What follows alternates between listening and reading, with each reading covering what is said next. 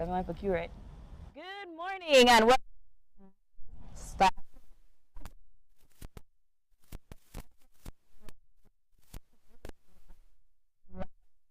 National Assembly building in my hometown of Belmopan. Yes, April, and we are here to cover the live footage of the National Children Parliament. As you can see, I am April Martinez with a new co-host. Shakira Sutherland from the National Commission for Families and Children. Awesome. So, of course, we all know that the National Commission for Family and Children are the persons that usually spearhead the National Children's Parliament. So it's so nice to have you with me today. Thank you. So we are Children's Parliament of 2022, and the Children's Parliament comprises of students from all over the country, representing 31 constituencies in Belize. That is correct. And the sitting of the Children's Parliament will begin today at 10. 33rd anniversary of the Convention of the Rights of the Child. Right, and this is the third annual National Children Parliament, so we're getting that all of the regulations and restrictions have been lifted. Right. So I'm expecting to be about. So Shakira, you all have been preparing for this Children's Parliament for the better part of about 6 or so months. Right. Can you tell us how the preparations have been going? So we did the application forms, and after that we did our selection, and then we ensured that we met with the children. We had all stakeholders a part of it. We have the National Steering Committee, which comprises of members from the National Assembly, actual members from the National Assembly. We have UNICEF, our main partner. Yeah. We also have different stakeholders like DYS, the Department of Youth Service, Restore Belize, Special Envoy, and of course we work closely with the Ministry of Local Government. So we work together. We have the children prepared for today. Now we're going to have some of them, just a few, but what like?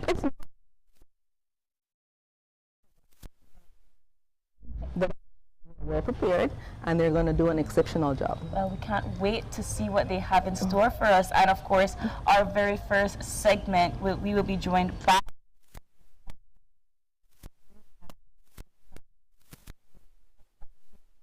the Senator, Leader of Government Belize, and the Governor General. Right. And in our second segment, we're also going to be joined by the President of the government officials in person. So we'll actually have the children, and then of course we'll have the actual leaders joining us for the second segment. Right.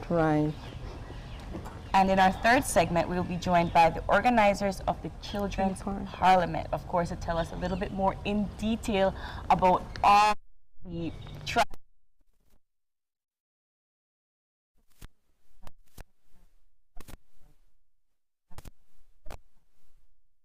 of today's morning show with the entertainment by the Panarific Steel Band. I'm excited to see that one. And of course, we might have some other surprises up our sleeves, but before we get into all of that, we are going to be shifting gears a little bit.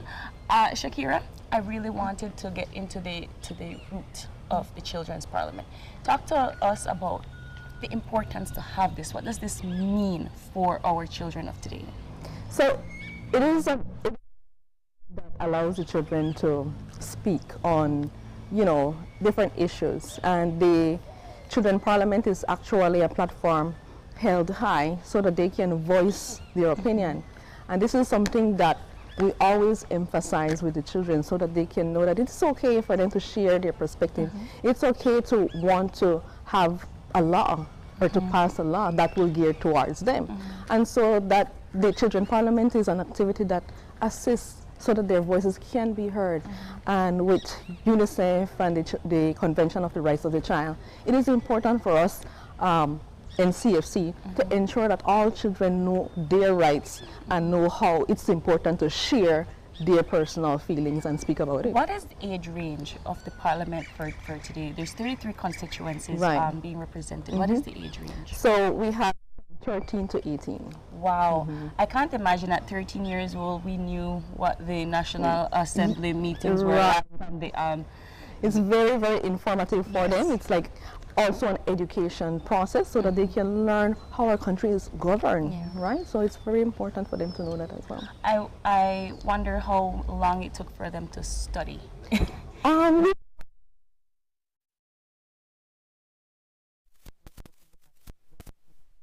very, very hard. So I would wonder also when it comes to not just the children themselves having to study and learn the theory, but did they have to also watch a National Assembly meeting and see how it operated? What was that like? did. So what UNICEF and NCFC did, we had them come to an actual sitting, right? So that they can see firsthand what the experience is all about, so that when they go to the National Assembly, they would know the different techniques and the different procedures of how you be a parliamentarian.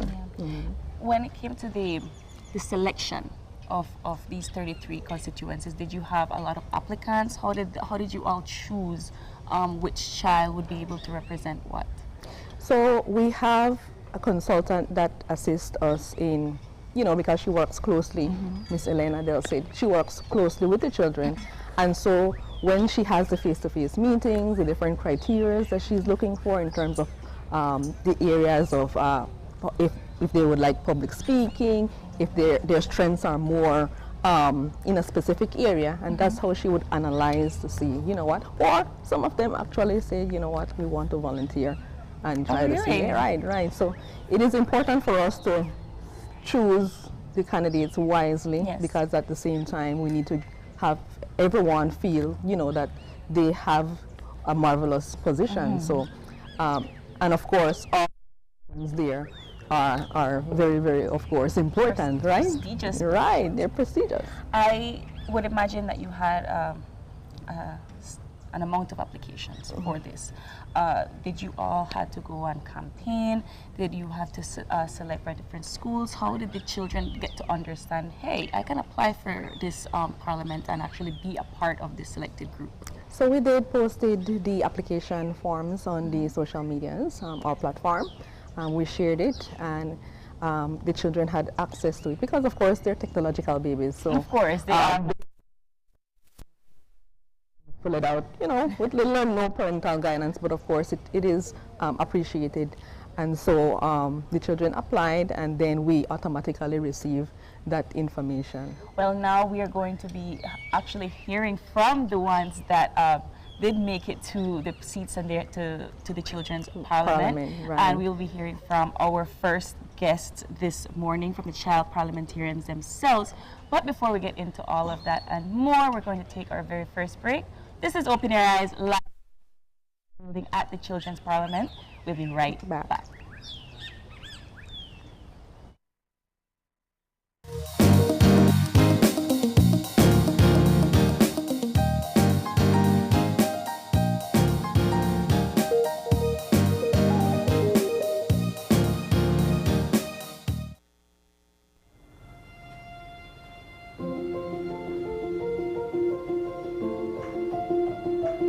I will be there. Thank you so much. Why are you so excited? Let me tell you a secret. I just got off the phone with Santa.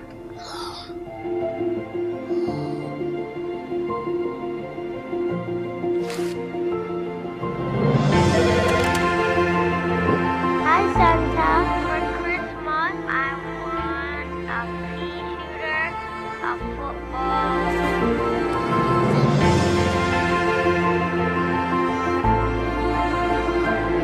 iPhone and a makeup for Christmas.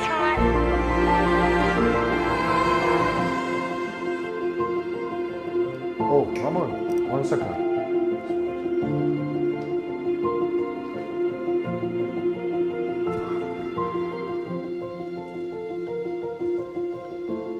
We just learned that Santa's phone number has just been revealed. The number is 227-7132. Children all over. I'm sorry, Dad. I shared Santa's phone number.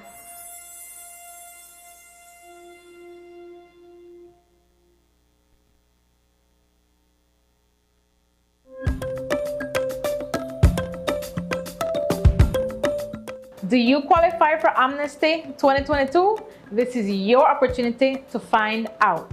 You qualify if you are registered as an asylum seeker with the Refugee Department before the 31st of March 2020, residing in Belize before the 31st of December 2016, have children born in Belize on or before the 31st of December 2021, completed your education in Belize, married to a citizen of Belize for a year or more, living in a common law union with a citizen of Belize for 5 years or more, referred by the Department of Human Services, gainfully employed in Belize for 5 years.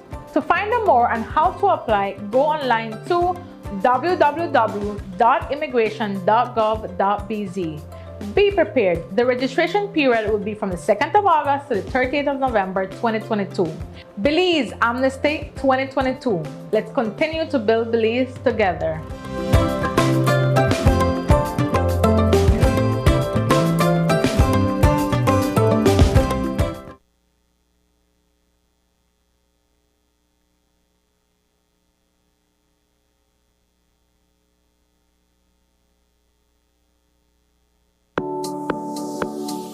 It's an massive season with massive deals and rewards at Penny's. From now through December 31st, earn double B-Bucks on store-wide purchasing every Friday and Saturday. That's right, 2 times the B-Bucks, which means 2 times the cash back when shopping at Penny's. Plus, get even more rewards with B-Bucks Builders on home goods, tiles, appliances, paints, and lights. And don't forget, there's also massive deals and discounts on tiles and the best brands in paints like Benjamin Moore and BH. Rewards, deals, B-Bucks. You can get it all this massive season only at Penny's, celebrating 75 years of quality and savings.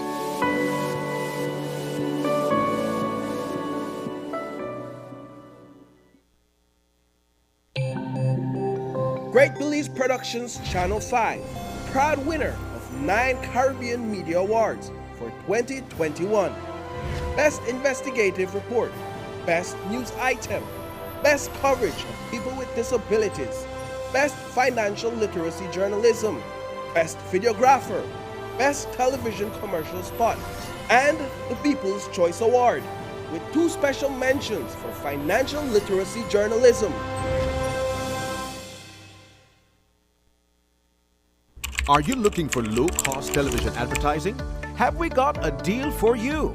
Advertise on Channel 5's Daily Classifieds.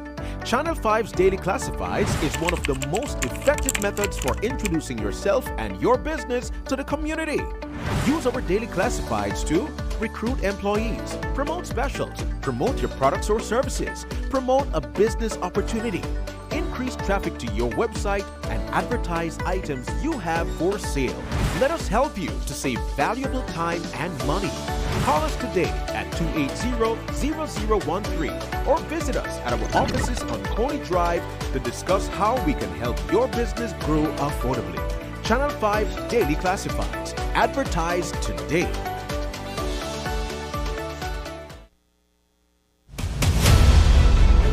Dwayne Moody, Isani Cayetano, Marian Ali, Paul Lopez. Your News 5 Belize teams do whatever it takes. Go wherever they need to go, so you can catch the story wherever you are, whenever you want, on whatever device. Channel 5 Belize on television, Facebook, Instagram, and YouTube. Because news is now everywhere, all the time. And so are we.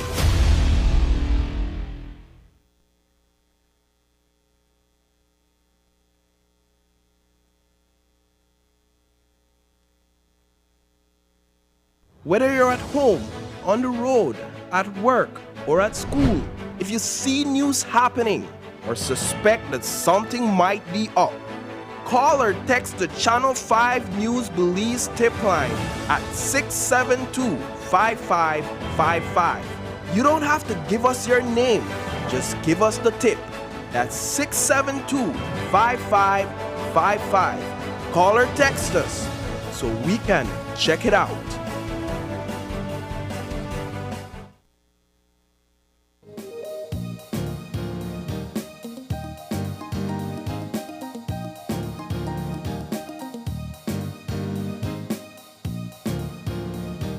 And we are back, and if you're joining us right now, we are coming to you live from the National Assembly building in Belmopan, all here to cover the Children's Parliament today. Joining us in studio, we have our child parliamentarians. We have Thomas Surratt, the Prime Minister. Good morning. Good morning. We have the Leader of the Opposition, Lily Pike. Good morning. We have the Senator Leader of Government Business, Asher Torres. Good morning. And last but not least, we have Her Excellency, the Governor General, Bethany Andrade. Good morning. Good morning. I hope I pronounced your names all correctly. Great. Good morning. Okay, let's start off with, why did you choose to join the child parliamentarian? What motivated you to become a parliamentarian? Let's start with you, Asher. For me, I've seen a lot of young people try to get their voice across. I want to be a role model and aspire. I want to be the voice for those children who can't get their voice across the crowd. I want to show them that anything's possible if you put your mind to it. Not because we're young we can't do this. Not because we're young we can't know knowledge. We are the future generation. We are talented persons. Wow, very well said. Bethany? Well, personally, I wanted to learn more about how the bills we follow in Belize are actually being made. And I also wanted to experience it firsthand to see how it is processed. Wow. Yeah, I think I wanted to learn that at a young age too. Like, how you get to tell me what to do. And yourself, Thomas? Well, all of our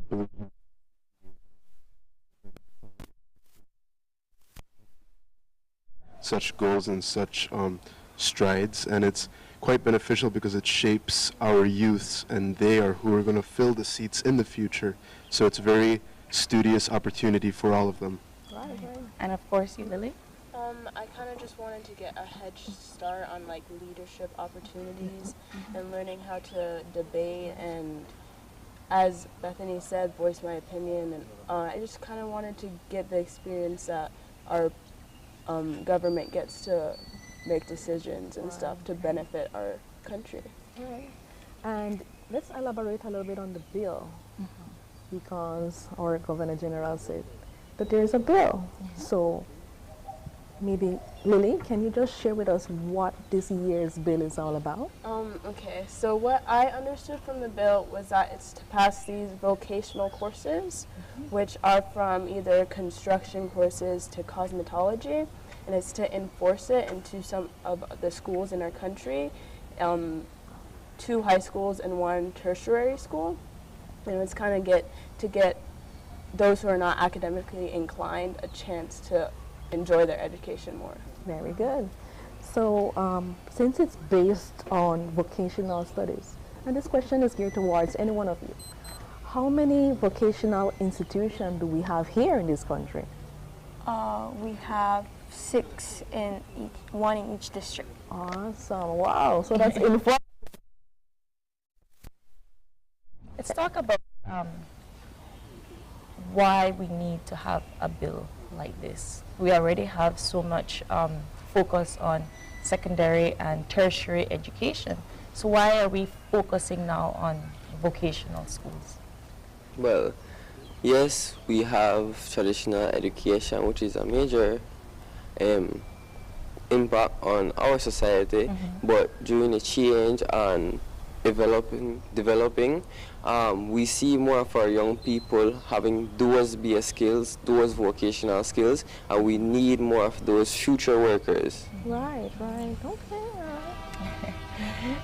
But so what what can we expect, Honorable Prime Minister? What can we expect to see in this Children Parliament that's going to be here today? Well,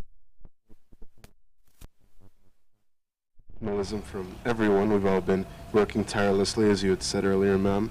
And I believe that we're all quite prepared for this moment. And it's going to be very enlightening, and I'd say have a great impact on all of our youths who are going to be watching this, as well as our schools. We're all going to get a lot of support. So I know that that's going to go a long way for everyone.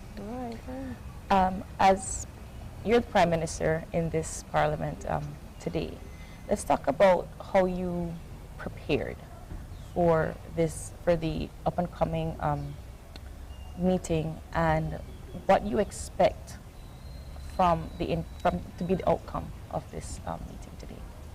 So me personally, I had done some practicing, and I'd gone over the standing orders just to make sure that I'm aware that what's in place and what needs to be known, so that we all abide by it. I had practiced my speech. I had gone over it several times, made some edits to it, just so that it was top-notch, right? And then we had done some rehearsals all as a team so that we could go over how the Parliament would be enacted, then how we would go about with these procedures. All right. And Lily, as the opposition, what do you expect to be the outcome of today's meeting? I feel like when we get into that building, everyone's going to be nervous, but as we start the meeting, I feel like everyone's going to do their part. They're going to say what they need to say, even if they might mess up a bit, and I hope that everyone shares what they truly think about the bill so that we can have a nice time in there, you know? Yeah. Anasha, what would you share and tell the future parliamentarians or students who are watching this and they're saying, wow, I'm really, really going to be interested to be in the Parliament for 2023. What are you going to tell them? Well, for my fellow parliamentarians, and I have been working very hard, tirelessly, as the Prime Minister said, I want the young people to be inspired by our devotion to this. We are a voice for those young people. Our parliamentarians, we have studied, we have worked hard not only for ourselves, but for our entire country of youths. Be inspired, be motivated to shine, don't be afraid. Okay. Governor General, you are supposed to be one of the more neutral bodies in this meeting. Tell me, what are you expecting to be listening from both sides of the aisle, and how do you plan on contemplating each side, weighing them out? Well, I hope from the government side that they give very valuable vocational trainees, and the students are hoping to gain from this bill. And from the opposition side, I also hope to hear valid points as why we don't really need this bill, why it shouldn't really be implemented. All right. What do you think makes a good leader? And this question is for anybody. A good leader. A good leader. What makes a good leader? I'd say, I'll go. I'd say a good leader has to be competent. A good leader must be kind. He or she must have a certain level of humility. They must the whole point of a leader is to gather everyone and take them towards a specific goal, a specific direction. It's not that the leader necessarily does everything, it's that the leader helps us all and ensures that we are all going in the right path. It's supposed to be somebody that's very resilient, somebody that can ensure that we are all on the right track. Somebody else want to take that on? Not to brag for Allah Salam, and she should talk out to me, and I think this applies to the question. You shouldn't to voice your concerns, whether the person you're speaking to has a high title or status, or what authority that person has. Just voice your opinion. They cannot tell you it's wrong, or they cannot tell you it's right. So true. Strong words given by your Chi-Chi. when it comes to the opposition, and we always talk about you have your stance by the ruling party, and then of course you have an opposition. Lily, why do we need a strong opposition in the House? Because for a bill you kind of need everyone's point of view, and there's like this misleading thing that oppositions always have to oppose. Yeah. But instead they can agree with the bill or they can make amendments. So instead of having one point of view, we get the opposition who they don't have to, but they can give you like, oh, though this can help our country, we need to put like this or that, you know. Okay. And just kind of steering towards that direction of why we need an opposition. When it comes to this particular bill, what are you hoping? What are you hoping that the end point will be? Right, the end goal will be passed once it's passed. Yeah. Once it passed, I hope that one, it actually gets enforced into the education system, because a lot of things were promised in the bill, and if they don't, let's say, actually happen, then it can cause a lot of problems in education and for those who were really hoping for vocational courses. When it comes to this particular bill, and I really like that this is the bill. You all, what was the first thing that came to your mind? How did you think you were going to tackle it, and then what happened after you realized you had to do your studies to figure out how you were going to actually tackle this bill? What was the first thing that came to your mind, Asher? I would say when I heard vocational courses, I thought about people who are academically inclined, because I know that is what majority of our youth think. Yes. When I gained more knowledge and studied about it through the Children's Parliament, I became so much more aware that it's a major factor in our country, and that most of our youth are vocational students. Yeah.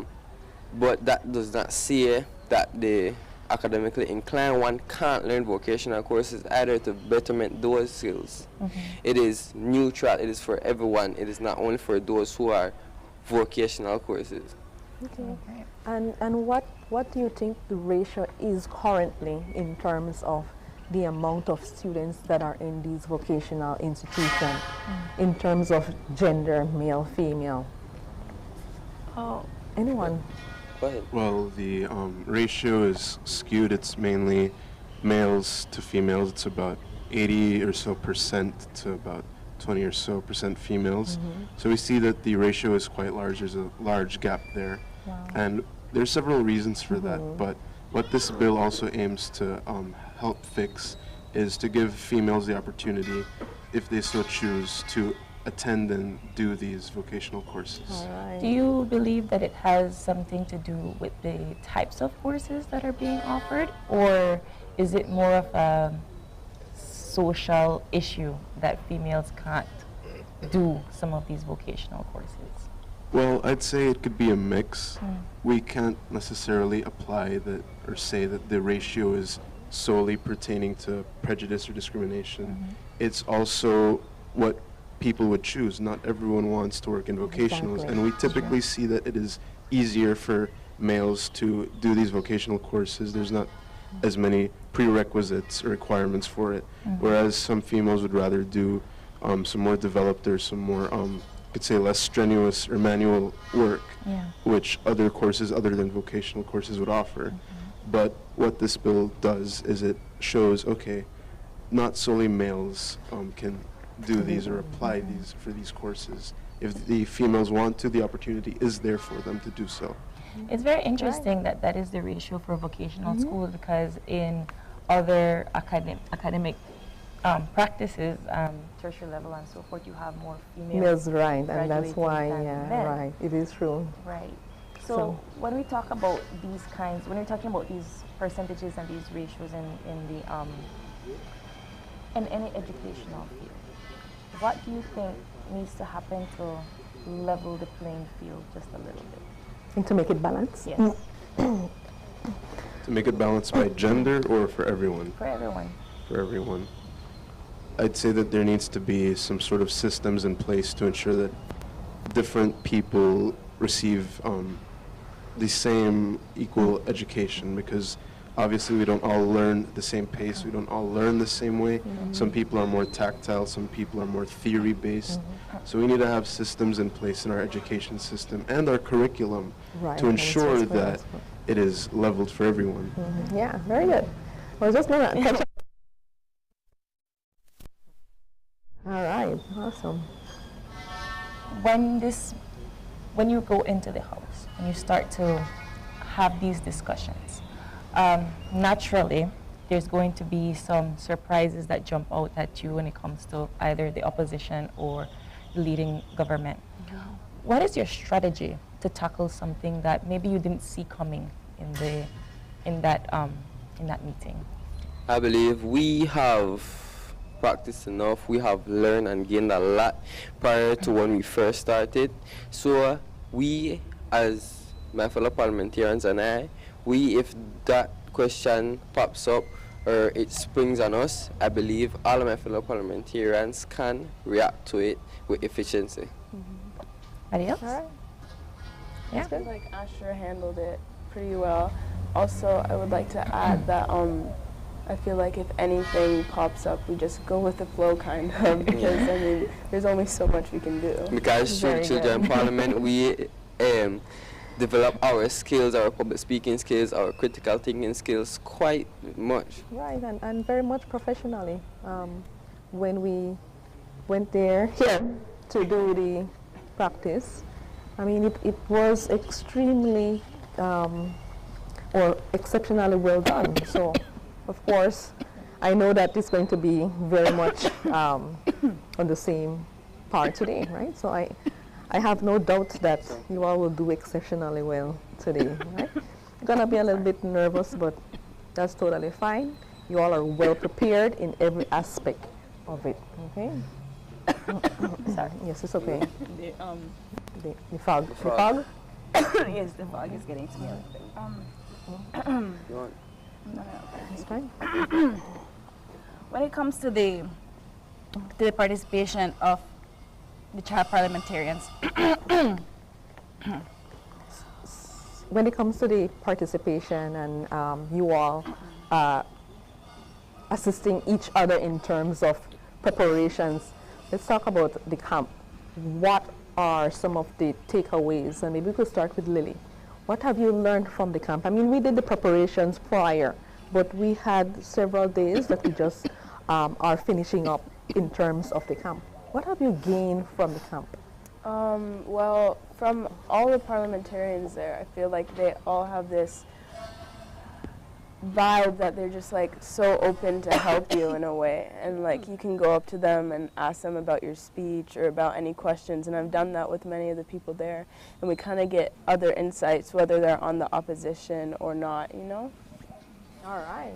And then you, Bethany, what can you share was your experience? Well, I not only learned about my role, but I learned about what the other roles, what importance the other roles played, and each role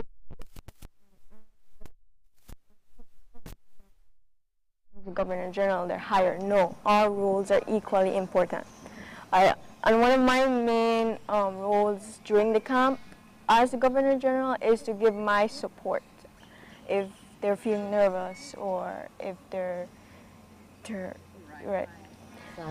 I would ask them, how do you feel about it? Have you practiced your speech? Do you want to practice with me? And it gives them not only me an insight, but them an insight. Right. So it's like assisting each other, collaboration and all of that. How was it for you, Asher?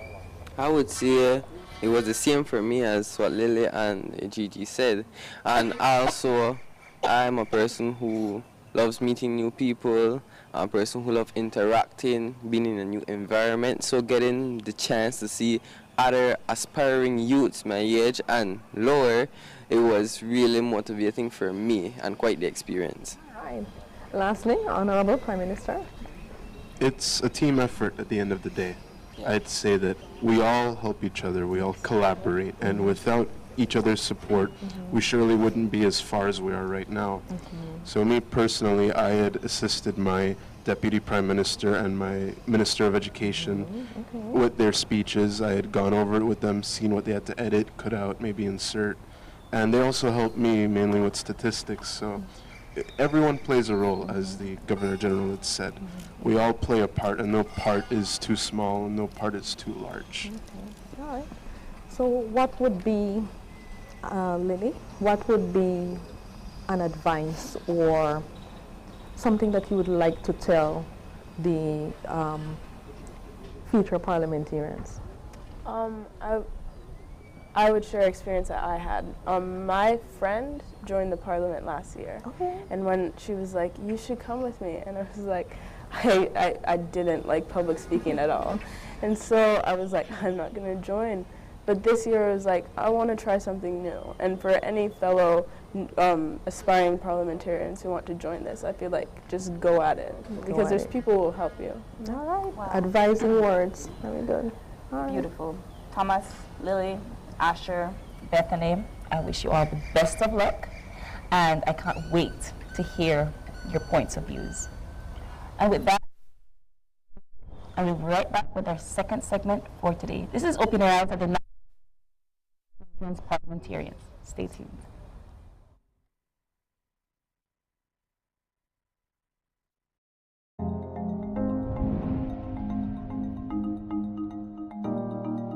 I believe we as a younger generation have the ability to create change. I want to become a positive role model for other youths my age. I want to be that voice for them and, you know, project what they are feeling. They sometimes think that we don't have enough knowledge. I believe that by using my voice, I will inspire others to do the same.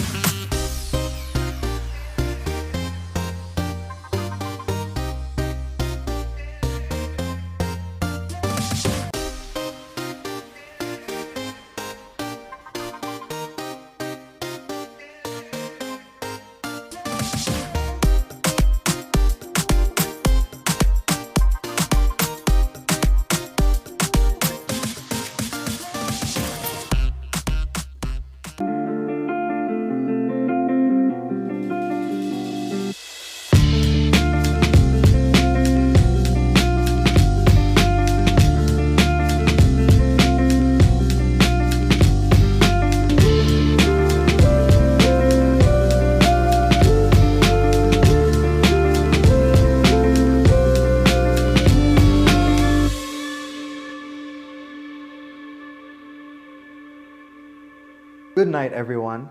Thank you for joining us tonight for our 2022 Virtual Ocean Hero Awards.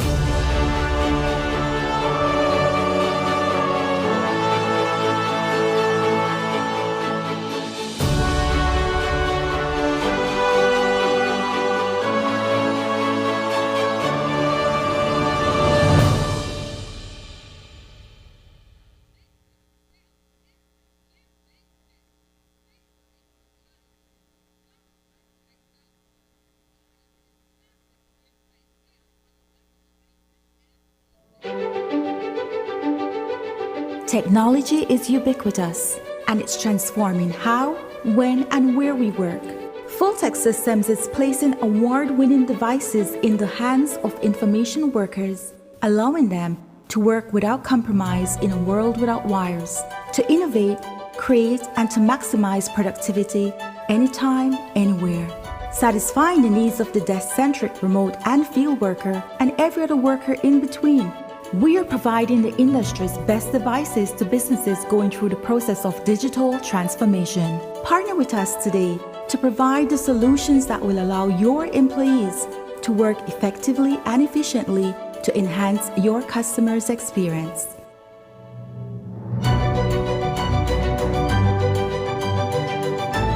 Fulltech Systems, your technology center, where you'll come for the price, but stay for the service.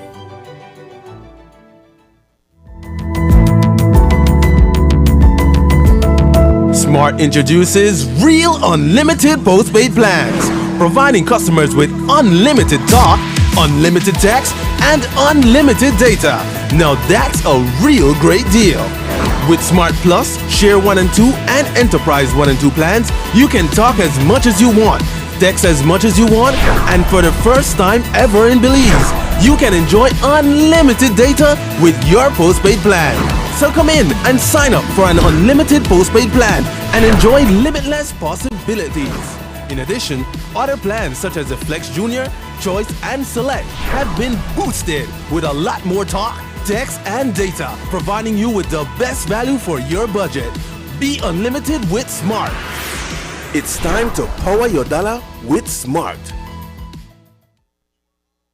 Whether you're at home, on the road, at work, or at school, if you see news happening or suspect that something might be up, call or text the Channel 5 News Belize tip line at 672-5555. You don't have to give us your name, just give us the tip. That's 672-5555. Call or text us so we can check it out. When someone you love becomes a memory, the memory becomes a treasure. Channel 5 introduces the Daily Obituaries. The Daily Obituaries will broadcast all death and funeral announcements and memorials to honor your loved one's life and memories. The Daily Obituaries airs on Channel 5 prior to the evening newscast, with subsequent repeats at 10 p.m. and 12 noon the following day. It will also be placed online on our social media platforms, all for a standard package fee. Celebrate their lives and memories with Channel 5's Daily Obituaries. Honor in life and reverence in death. And we'll be back in a few, so stay tuned. Thanks, Jen. Hey there, we know you have to head out to work shortly, but don't forget that you can stay tuned by watching us on our Facebook live stream. Find us at Open Your Eyes BC, and you can continue watching there. You can also download Facebook Watch on your streaming device, and you can watch at your own convenience. And for all the behind-the-scenes fun, follow us on Instagram at OYE Belize. So, find us and follow us today.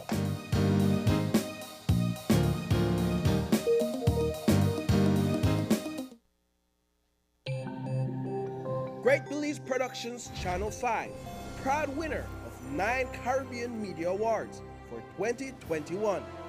Best Investigative Report, Best News Item, Best Coverage of People with Disabilities, Best Financial Literacy Journalism, Best Videographer, Best Television Commercial Spot, and the People's Choice Award, with 2 special mentions for Financial Literacy Journalism.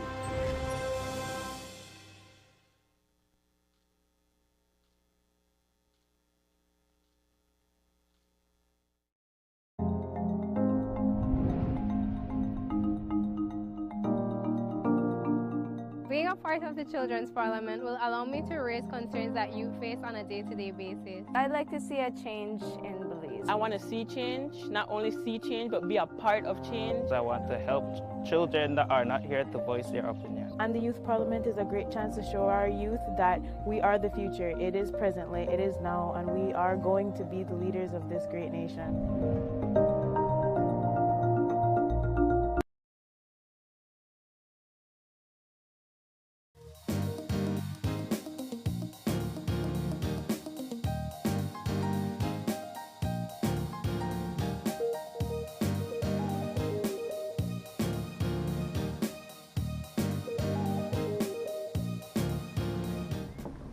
Welcome back.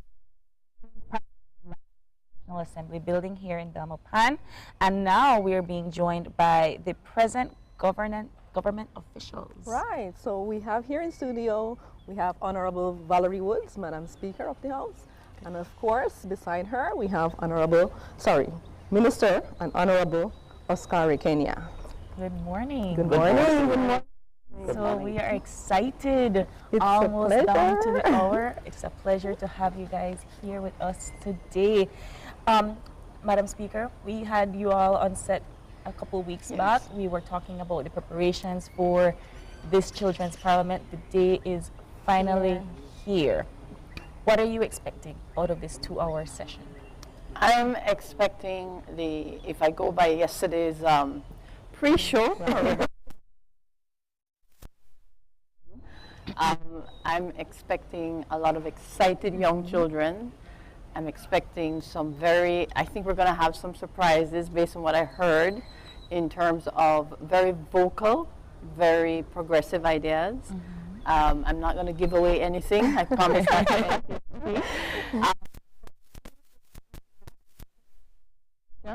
Of the legislature.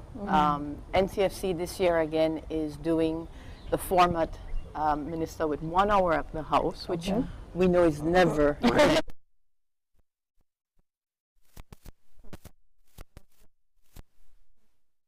Or youths or high schoolers can appreciate the process of the legislature. It's not just the lower house. The bill, but it becomes an act only after it goes through that process to the Senate and then gets assented to by Her Excellency the Governor General. So it's an exciting day to see it captured in 2 hours. Right.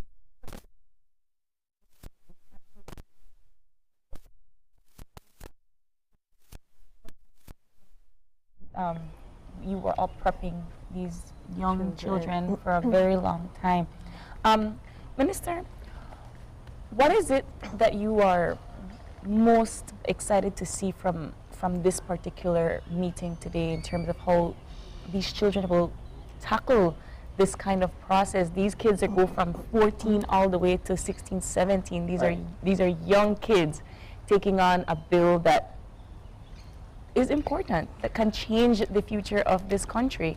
What are you most excited to see? First of all, good morning again, and I want to say that I am very excited, just like Madam Speaker, to see this process through today. I want to say that, since the beginning of the Children's Parliament back in 2019, and then, of course, 2020, 2021, because there was a break in 2020 because of COVID-19. I have been very excited, and I want to say that I personally, attended the session in 2019, and it is amazing. It is amazing to see how these children, speak up, how they voice their concerns, the ideas that they have, and how they want to engage, the government and people of Belize, how they want to share their ideas, their vision for the development of our people and country. So I am very excited, and I want to say that our ministry, the Ministry of Rural Transformation, Community Development, Labor and Local Government, has been very supportive of this process. In fact, we have been engaged since 2014, working together with the National Committee for Children and Families, the Mayors Association, UNICEF, the Department of Youth Services, among other stakeholders. And we have been very excited and supportive because we believe that this is a very, very important platform in which our young people engage and understand the process of how we are governed. Exactly. I believe that that is something that we are lacking as a nation, that we do not do enough to teach our people, and starting off with our young people, understanding how we are governed, the process of governance in Belize. I believe that that is very, very important. And more importantly, is that it provides an avenue, it provides a platform for children to be able to voice their concerns, to voice whatever issues that are affecting them, and how they would like to see that national government address those issues that affect them. I believe that that is very, very important. Secondly, it also provides, a platform for them to assert their rights and responsibilities as afforded under the Convention of the Rights of Children. I think that that is very, very important. Indeed. So I'm The nation excited, and we are looking forward to this long-awaited day today. Okay. I would just like to capitalize on ministers talking about support. I know that Madam Speaker has been supporting very much closely as well in terms of the committee and working with the children. Can you elaborate more on the support that is shared thus far from the National Assembly and your standpoint? Sure. Well, the parliamentarians, this is one initiative that there is no division, if you will, along party lines. There is no disagreement that this is something that all have on deck for. The staff of the Office of the Clerk, along with the presiding officers, we've been on the steering committee assisting and supporting the NCFC primarily with the legislative procedures, and that really has a lot to do with the staff, the team that's behind the scene, the team that you never really get to see during a House or a Senate, save and except for the clerk or the deputy clerk. But it's a whole machinery that is involved with the training at the camp in terms of point of orders, how to manage them, what they are, and to break it down in user-friendly language. Also to explain the process of bill making and the role of the legislature. It is not the executive, it's a separate branch. And then what that role of the legislature has to do with governance. So we've been with the NCFC and UNICEF and the rest of the team. It's an entire machinery itself behind the Children's Parliament. And if I may also add, why we're always excited about it is because just as Minister Rekenya mentioned that it's an opportunity for the children to assert their rights and to demonstrate what it is they'd like to see, it's an opportunity for them to teach us, the adults, as well. Yes. Not just about what they think from their lens is missing, but how they like the discourse in the assembly. And they have taught us a thing or two. I was excited to hear on one of the shows as the lead up to this youth parliament that one of the previous bills may actually be brought to the attention of the cabinet, and that's a success because it means then that adults are listening keenly. So I'd like to echo what Minister Rekenya says and also add to it as an opportunity really to build,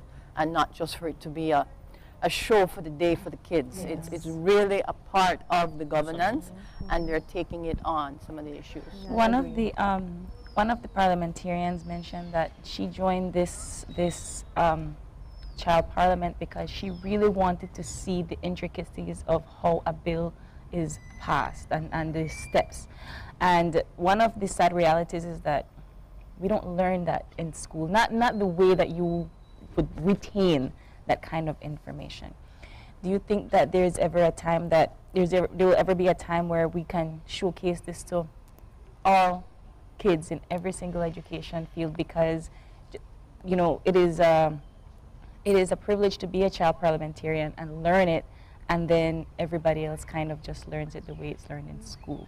So how can we educate the rest of the children just like this?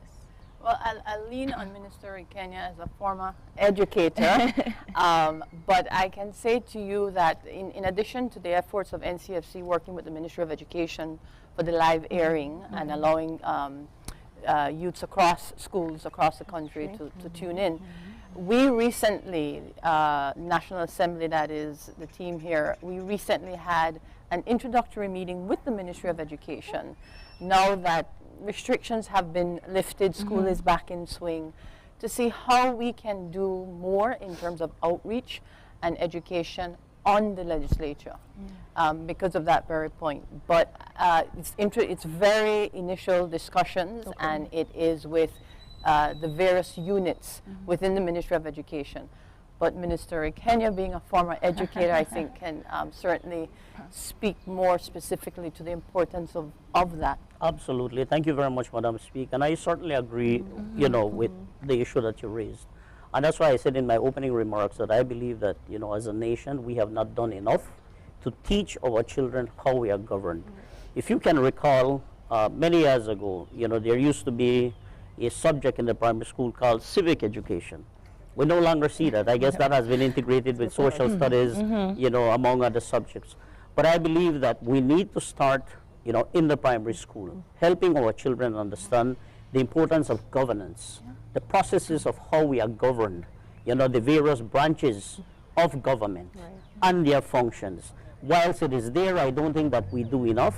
And I believe that, you know, those need to be built on as we progress through secondary and tertiary level education. I think that that is very, very important. And I see it as an opportunity, you know, for, you know, us, the government, the people, you know, certainly the Ministry of Education to partner with the University of Belize and other institutions so that we can see, you know, the strengthening of, you know, a course or courses that is certainly going to teach our children these processes of how we are governed. I believe it's important. Madam Speaker touched a very important process, understanding, you know, the very process of how you develop a piece of legislation. That is so important. I don't think a lot of people in this country really understand all the intricacies and what you go through. And that is why I am very excited, and that is why we support. I personally applaud, you know, everybody, you know, Madam Speaker, you know, the National Assembly staff, you know, NCFC, and everybody. Children on the right footing, for them to understand, but not only understand, for them to participate and to actually engage and to voice how they feel from this young age. And I am going to say this to you. Honestly, when I first participated in the first parliament, I was touched because I am certain, I'm convinced that there is a future for these children. These children are going to be somebody in the future, no doubt.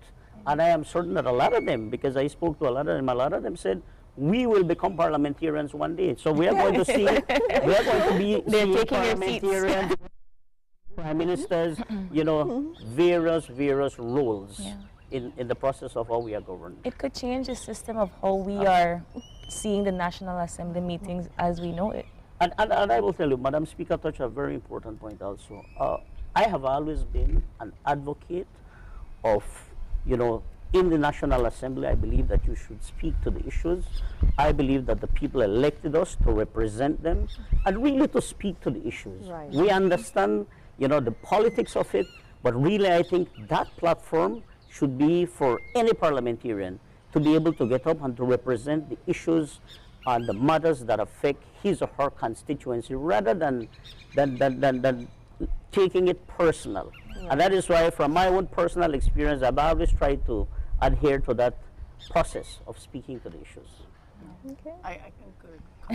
I don't recall having too many point of orders on the member for the she keeps us in check. That's very good. I can say to you that having met the child parliamentarian as I was just going to ask you, as a Raya chaplain. Yes, for the speaker role,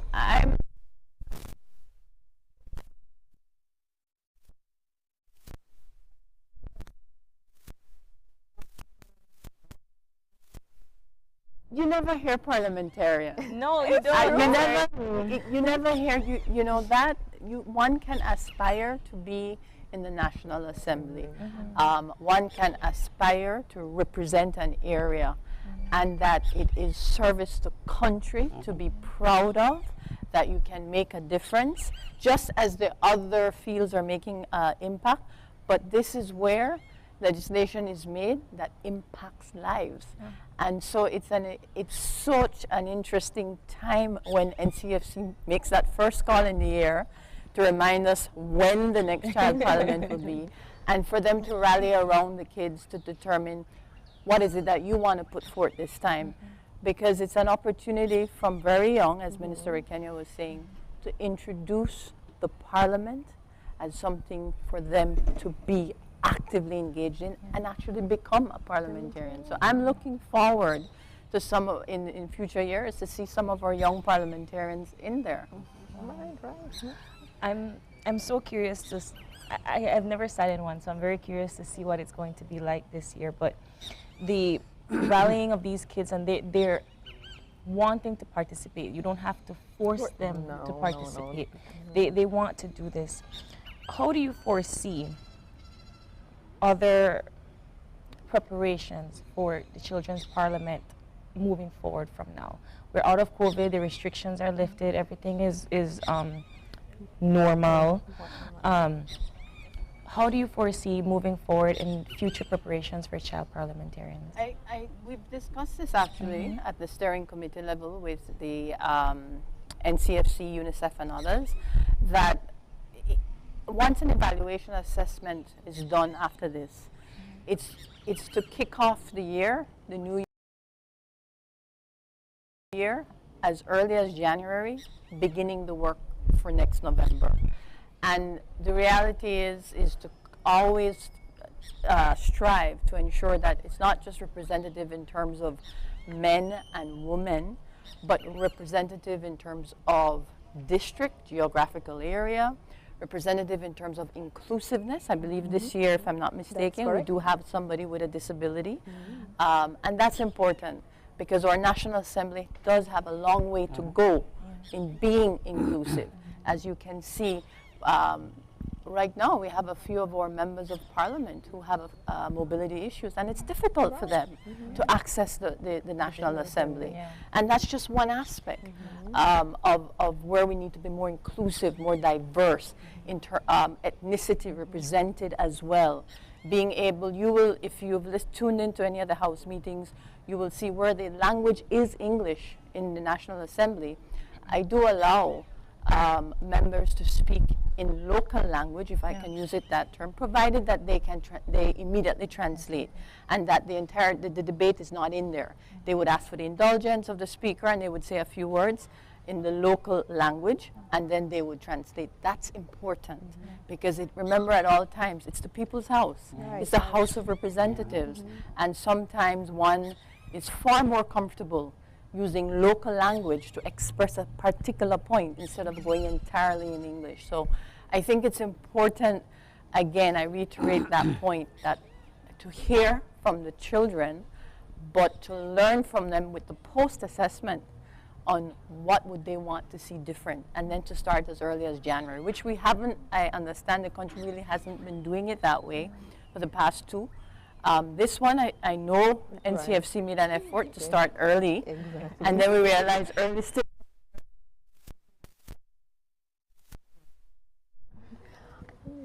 All right. So I know that, well, I would suppose that you're going to be in the National Children Parliament to view the sitting of the children. Yes. Are you going to be biased in watching your child parliamentarian? No, I'm going to practice just as if I'm in that chair. I will be objective and I will observe afterwards, give a hearty congratulations, because let's face it, nobody really wants to be the speaker.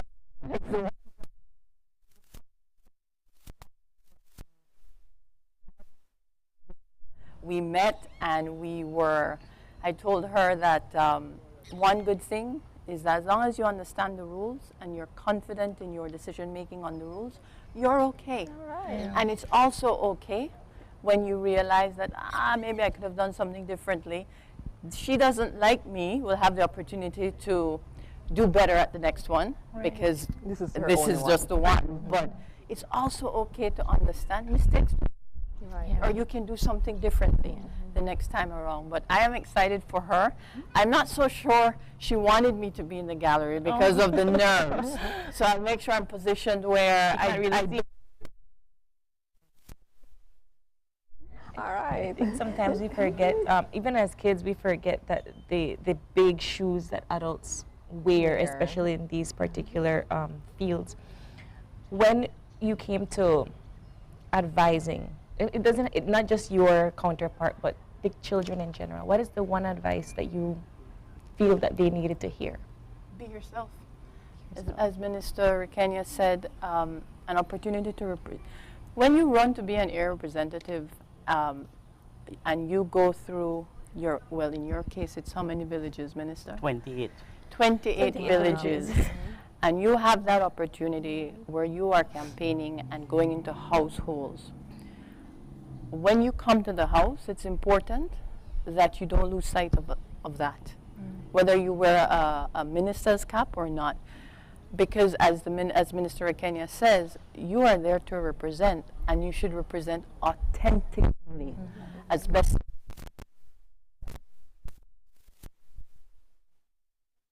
Was to relax, be yourself. Once you know the rules, follow the rules, and they should be fine. They really ought to be fine. It'll be a good day. We're looking forward to an exciting day. Yeah. We're looking forward to it very much. So, and we will be seated in there shortly after this. But Minister, Madam Speaker, thank you both so much for coming in. Any final words for our viewers before we wrap it up for today?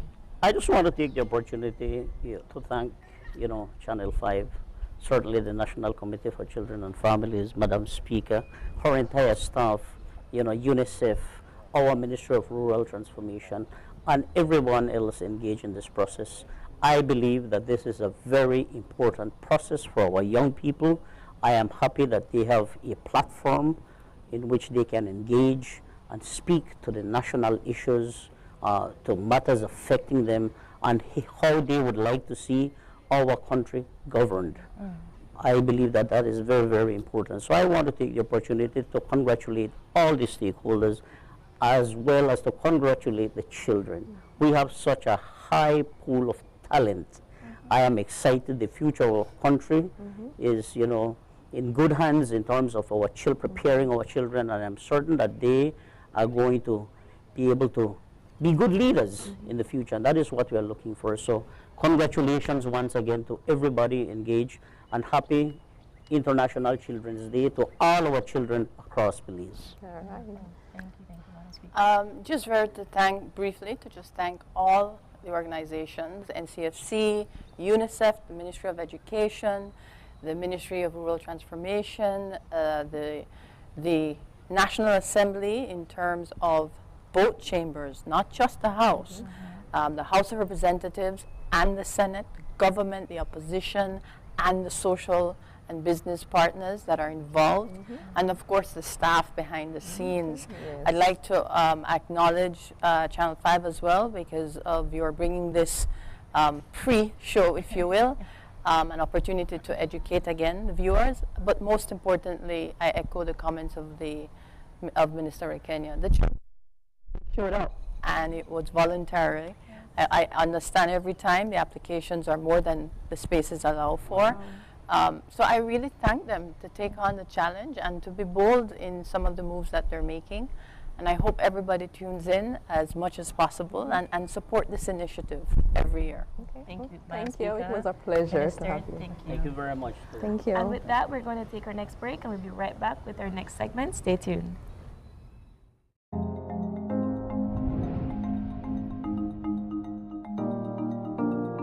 So many children's voices go unheard, and I want to be the change in that. I can share ideas with youth from around the country of Belize. I can have a voice, and I can represent children my age. I will serve as a medium to inform everyone about the issues going on with youth. Children's voices of Belize should be heard, and I believe it is a great event for advocacy of youth.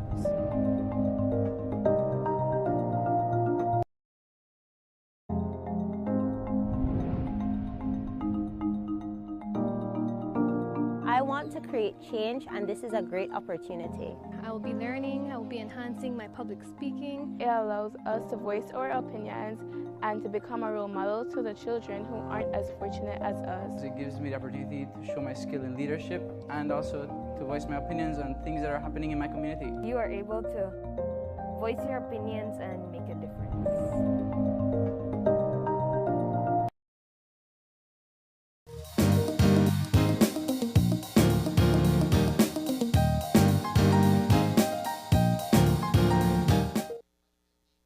Things like this create jobs for people basically, and creating jobs for people that benefit the people and their kids. The people want the opportunities in Port Loyola that the Port of Belize Development Project will bring. But I'm an IT technician, currently going to school to get my associate's degree in IT. If we're about to build a new cruise port, definitely technology will be introduced to Belize, things that we have never seen before. if this Newport is not introduced, I can currently say right now, I have no place for employment for my new skills that I'm working hard and paying for. What will be the wages if you're saying that you're going to employ people here in Belize? What will be the wage that you're going to give people? There will be a range of new jobs that are created in the future. There'll be some fairly senior level jobs, and then there'll be some more junior level jobs. What I can say, however, is that based on the Social Security Board statistics, only 25% of Belizeans earn more than $420 per week, and about 80% of our existing staff are in that threshold, above $420 a week. This is my position, and I hope that you get all the requisite clearances, fulfill the 4 pillars of sustainable development, and put the people of Port Loyola to work. Let the country benefit from the project. We need this project. It is good for Belize. It will benefit all of us. It will benefit all of us. There are 2 cadre of people from varying demographics within the room. I see Mr. Usher brother in the back, and yes, they support PUP, and yes, I am pro-UDP, but if we come together and support the project together and show the constituency that we want the port and we need the port, it will better us.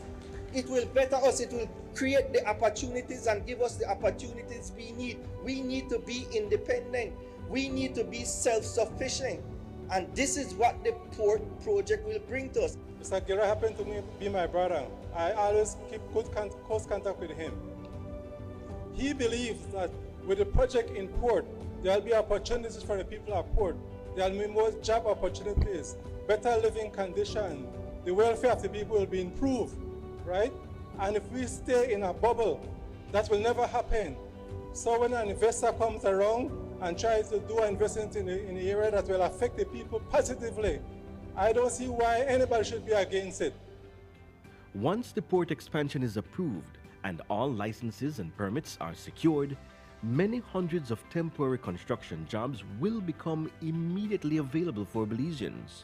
After completion, there will be thousands of new opportunities for permanent jobs for Belizeans in food and beverage, retail, administration, maintenance, security, technology, management, mechanics, truck drivers, and many more areas. This is the Port of Belize today. This port could be the Port of Belize's future.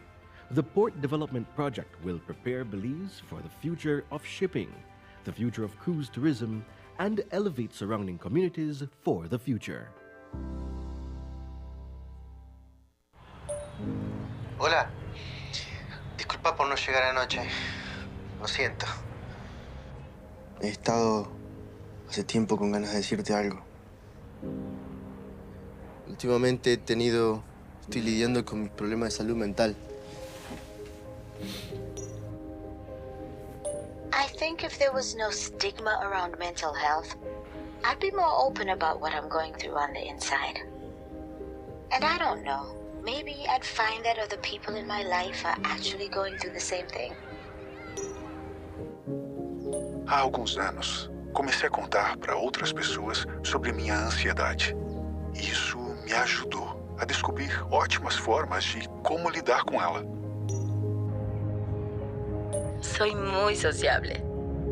Creo que si hablara sobre mis problemas de la salud mental, simplemente no lo creerían. Por eso no hablo de ello.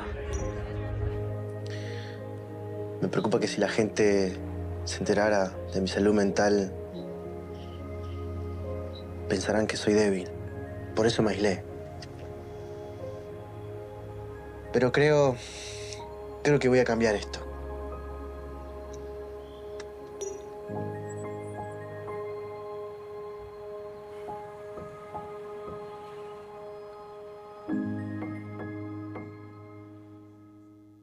Hola, usuario de eCash. La aplicación eCash está disponible en español.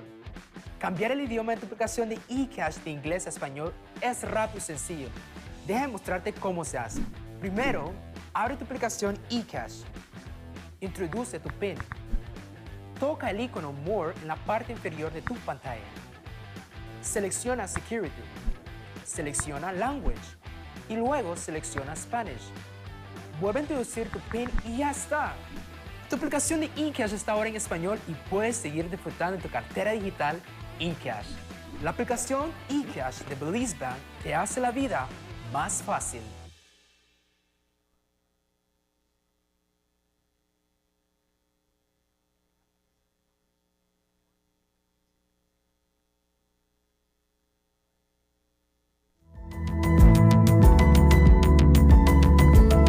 Smart introduces Real Unlimited Postpaid Plans, providing customers with unlimited talk, unlimited text, and unlimited data. Now that's a real great deal. With Smart Plus, Share 1 and 2, and Enterprise 1 and 2 plans, you can talk as much as you want, text as much as you want, and for the first time ever in Belize, you can enjoy unlimited data with your postpaid plan. So come in and sign up for an unlimited postpaid plan and enjoy limitless possibilities. In addition, other plans such as the Flex Junior, Choice, and Select have been boosted with a lot more talk, text, and data, providing you with the best value for your budget. Be unlimited with Smart. It's time to power your dollar with Smart.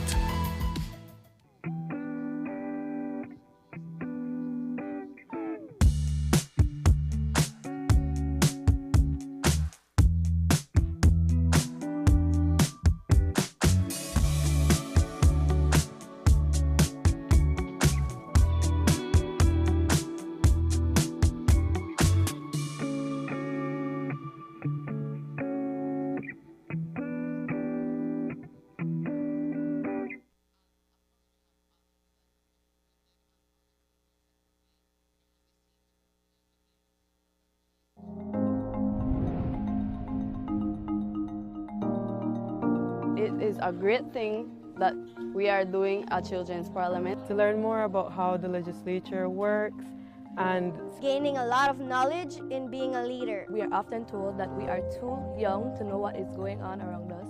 And I believe that we should be given the chance and the opportunity to make a change. Change that will affect many generations to come.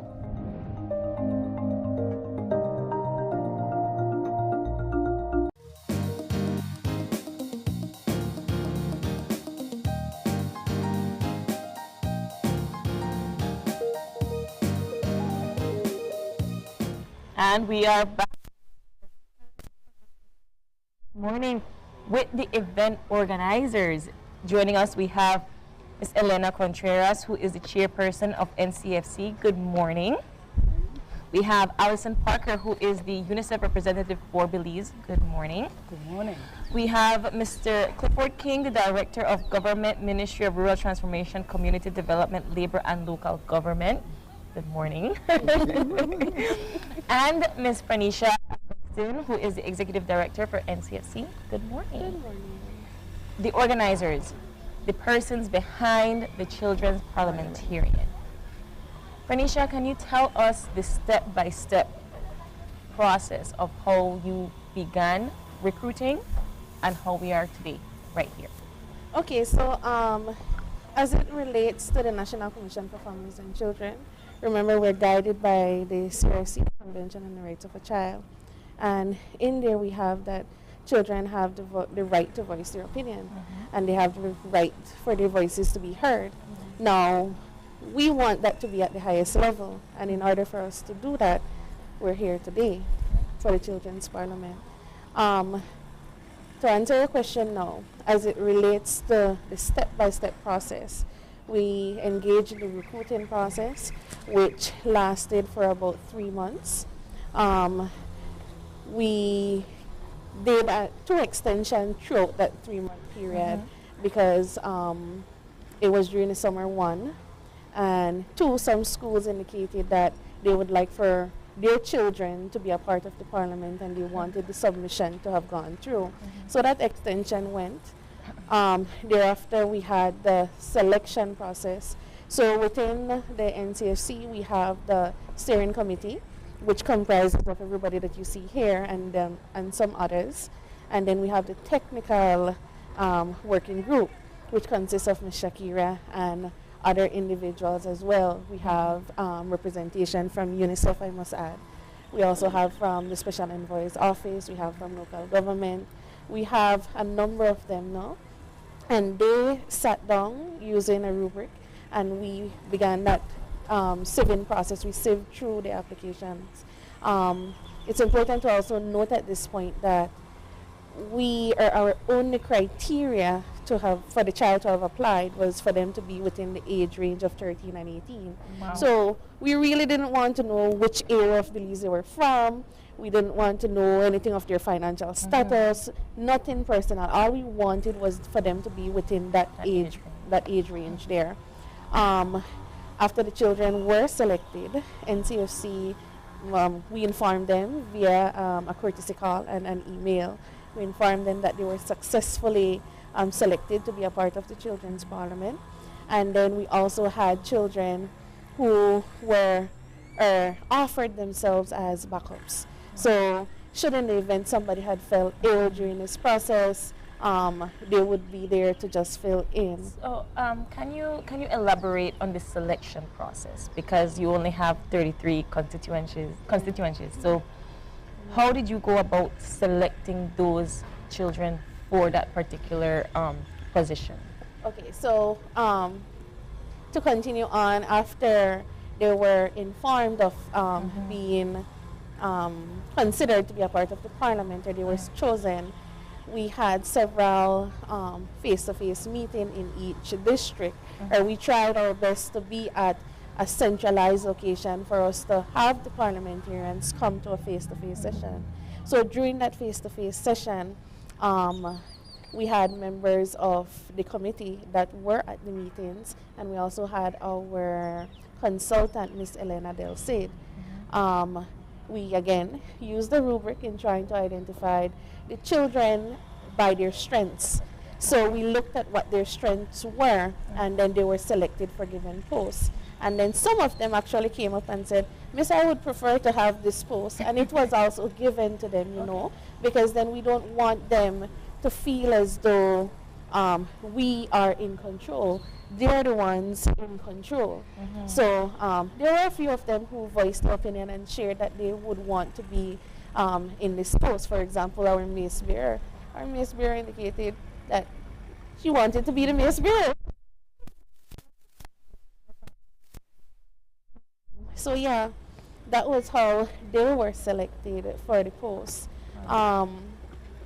Going right back to the first question, after the face-to-face session, we also had online sessions with the consultants. So every Friday and Saturday, they were engaged in the virtual learning. So she went through how to construct a debate, your argument. She went through all the little pros and cons.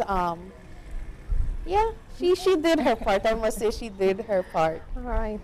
Mrs. Parker, I know that UNICEF's motto is for every child and inclusivity. How can you elaborate more on the inclusivity and the motto of for every child with this Children's Parliament? Thank you very much, and good morning, everyone. Good morning.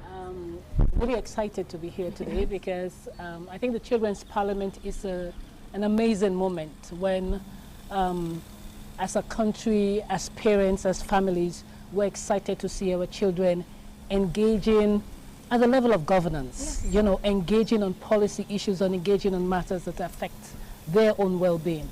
And I think this is where UNICEF comes in. And as Phoenicia, Ms. Augustine mentioned, it was a very inclusive process. This year, we specifically ensured that the theme for this year is inclusivity. So we definitely ensured that for this year, we recognized that last year we didn't have children with various abilities in the group. And then we realized that there has to be that consideration. What do we mean when we say inclusive? What do we mean when we say for every child? So we ensured that in that selection process, we had children from various groupings, and Belize has a rich multicultural society. So we made sure we had a representation of that multicultural society as much as they made themselves available, because it's a voluntary process. We also ensured that we had kids of various abilities, and they were so excited to be part of it, you know. And it was amazing to see how willing, and you would be hearing them today, and you could hear, I mean, they have a voice. And it's amazing that they have a voice. So for us as UNICEF, ensuring that that inclusivity is part of it, because when you talk about citizens' engagement, where young people, 64% of Belize's population are below the age of 29. So the future for Belize is young people and children. So when we are able to get them to interface with governors, with decision makers, and here I really want to say that I want to really commend the role of all the organizers, but especially members of the House, the President of the Senate, the Speaker of the House. They were so involved, they were so engaged, because I believe that this is nurturing a next generation of leaders for Belize. Mrs. Maria Contreras, capitalizing on engagement. What's the process like in engaging the children thus far to prepare them for this year's Children's Parliament? Well, our role is to guide them, to support them, to let them be aware that we are fully behind them, because we don't want to really lead them and actually make them, influence them in their what they're thinking, in their process thinking, and what they would actually want to say. We want that to come from them, right? Because it's easy for us that are taking care of them and are around them and mentor them and everything, for us to influence them. We don't want that.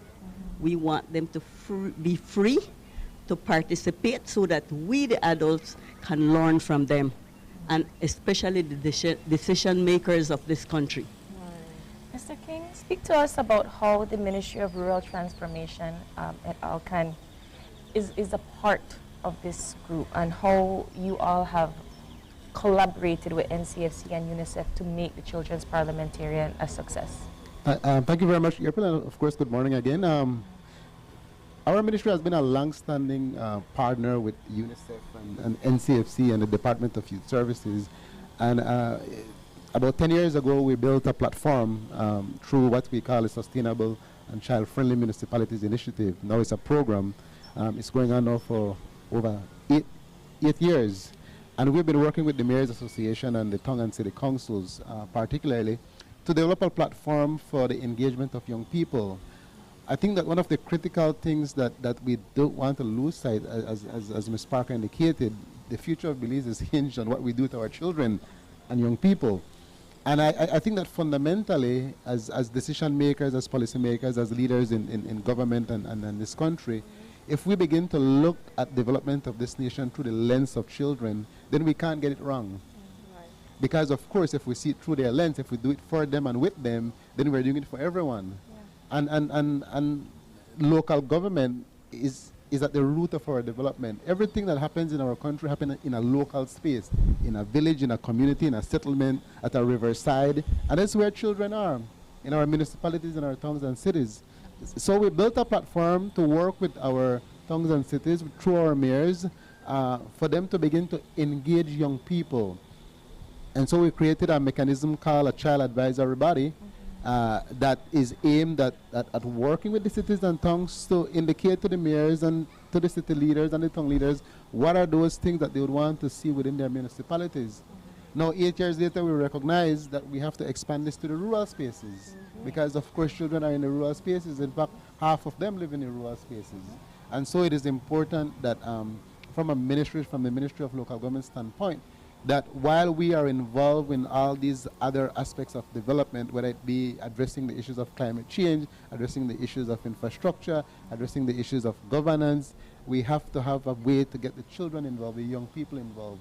And so we have used that opportunity to naturally build this level of synergy among our partners for us to create the kind of capacities that is now, for me, I see as an institution.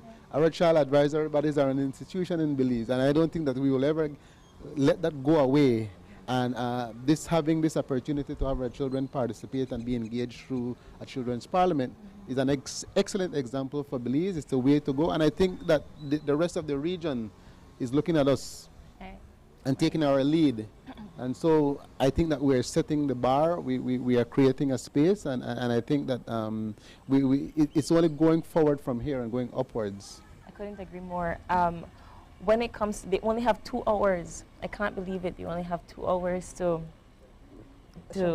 showcase all they're prepared for. In terms of getting them ready and advising them, what has been probably the most challenging part of preparing for this children's parliament? I would say it's not necessarily much so a challenge, because these children came and they were very well prepared. Remember I explained earlier on that they were engaged in Fridays and Saturday meetings. The consultant had indicated to them that for them to write their speech on their view, how they feel about the bill.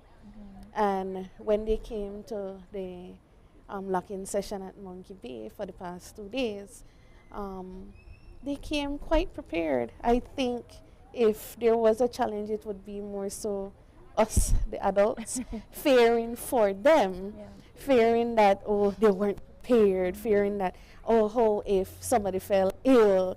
So it's more along that lines of us, not them, because they came and they were ready. So yeah, so it was more so us being fearful for them. So speaking of the bill, I find it very interesting to tackle the concept of vocational schools. How did you all come up with this concept? It wasn't us.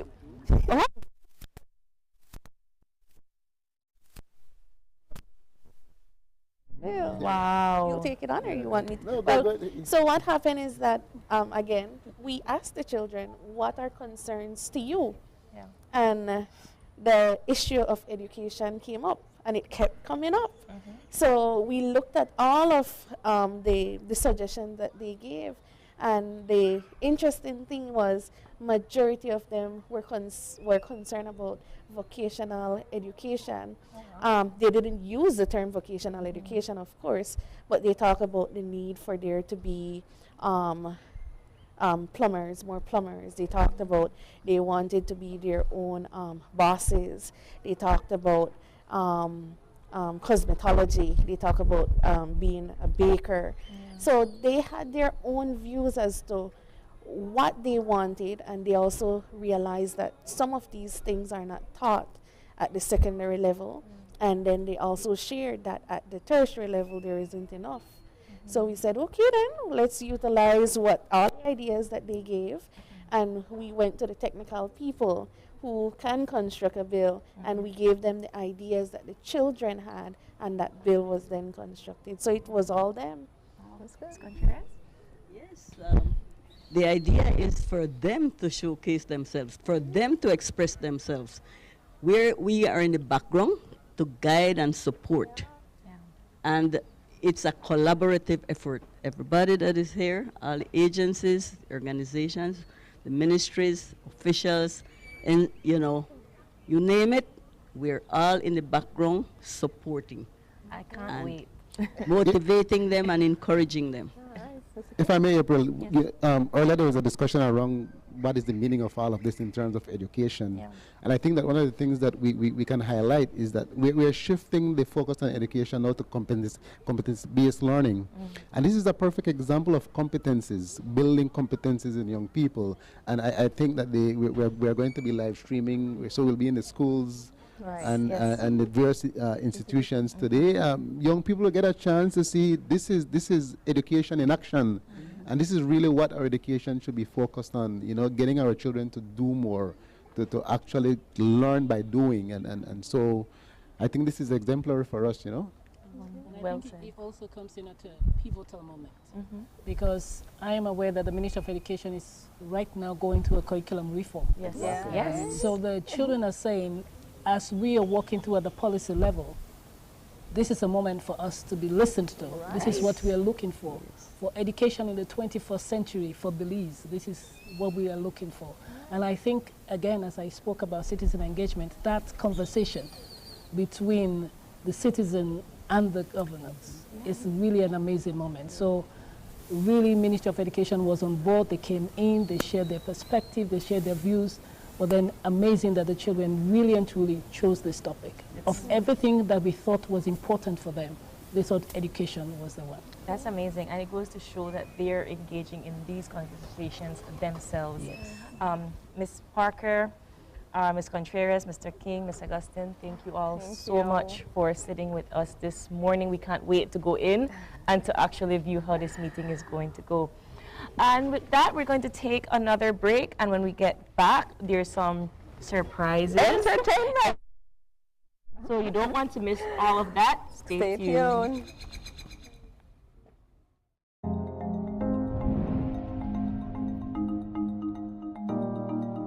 I believe we as a younger generation have the ability to create change. I want to become a positive role model for other youths my age. I want to be that voice for them and, you know, project what they are feeling. They sometimes think that we don't have enough knowledge. I believe that by using my voice, I will inspire others to do the same.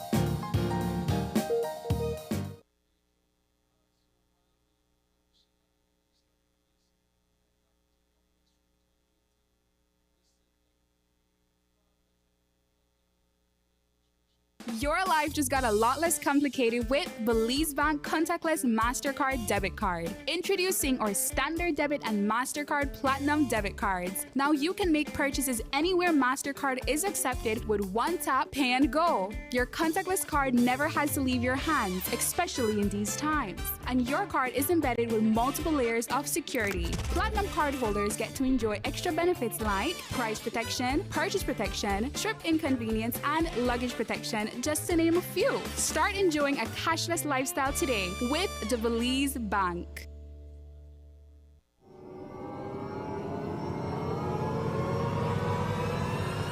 Social Security, transforming service delivery. My Social Security is your secure online account to manage all your Social Security information. My Social Security launched in March 2021 with registration service to apply online for new or replacement Social Security cards. Upgrades to My Social Security continues with a new look, enhanced customer experience, and its newest feature, Sickness Benefit Online application. With My Social Security, you can create your account, log in, and take control of your Social Security information. This includes applying for a new or replacement Social Security card for yourself, child, or dependent. Make appointments online and submit your complete sickness benefit claim package. Our customer care team is here to provide you, our valued customers, with real-time support. Connect with one of our customer care agents through direct messages on WhatsApp, Facebook Messenger, or live chat, or follow our YouTube channel for more information, tutorials, and guides.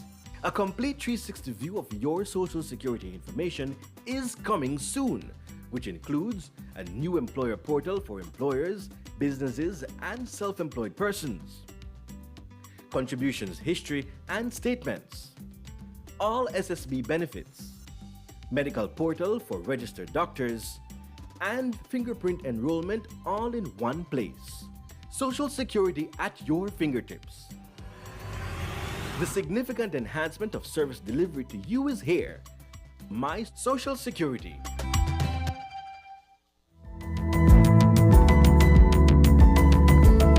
Smart introduces Real Unlimited Postpaid Plans, providing customers with unlimited talk, unlimited text, and unlimited data. Now that's a real great deal.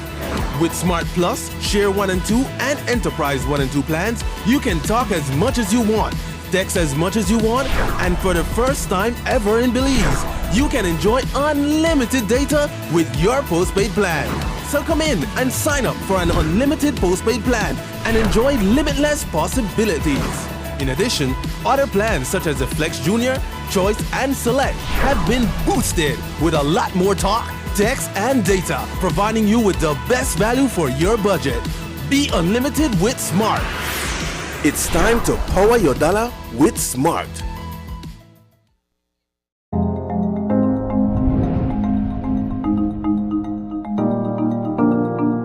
Being a part of the Children's Parliament will allow me to raise concerns that youth face on a day-to-day basis. I'd like to see a change in Belize. I want to see change, not only see change, but be a part of change. I want to help children that are not here to voice their opinion. And the Youth Parliament is a great chance to show our youth that we are the future. It is presently, it is now, and we are going to be the leaders of this great nation.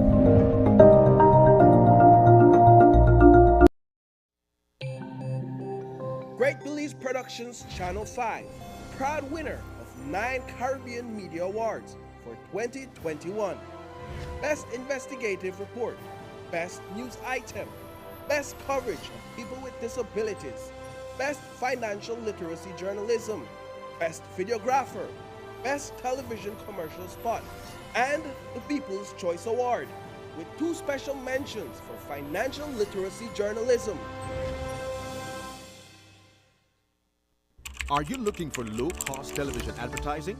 Have we got a deal for you? Advertise on Channel 5's Daily Classifieds. Channel 5's Daily Classifieds is one of the most effective methods for introducing yourself and your business to the community.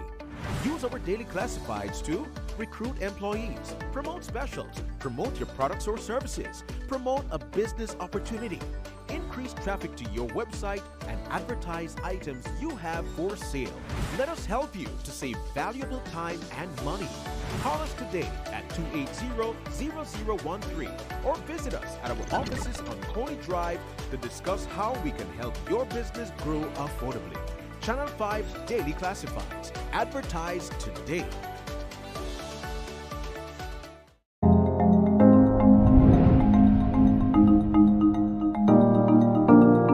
So many children's voices go unheard, and I want to be the change in that. I can share ideas with youth from around the country of Belize. I can have a voice and I can represent children my age. I will serve as a medium to inform everyone about the issues going on with youth. Children's voices of Belize should be heard, and I believe it is a great event for advocacy of youth.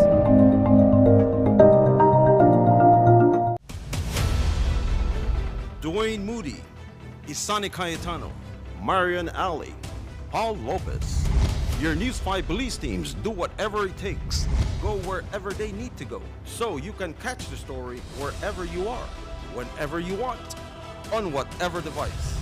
Channel 5 Belize on television, Facebook, Instagram, and YouTube. Because news is now everywhere, all the time.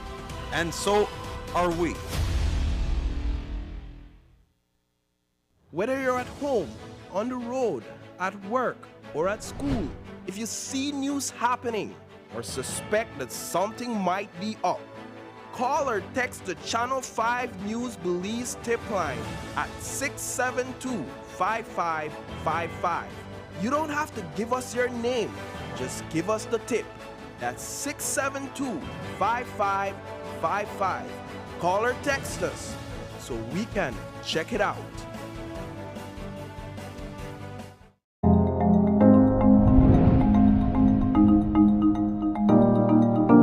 I want to create change, and this is a great opportunity. I will be learning, I will be enhancing my public speaking. It allows us to voice our opinions and to become a role model to the children who aren't as fortunate as us. It gives me the opportunity to show my skill in leadership and also to voice my opinions on things that are happening in my community. You are able to voice your opinions and make a difference. And we'll be back in a few, so stay tuned. Thanks, Jen. Hey there, we know you have to head out to work shortly, but don't forget that you can stay tuned by watching us on our Facebook live stream. Find us at Open Your Eyes BC, and you can continue watching there. You can also download Facebook Watch on your streaming device, and you can watch at your own convenience. And for all the behind-the-scenes fun, follow us on Instagram at OYE Belize. So, find us and follow us today.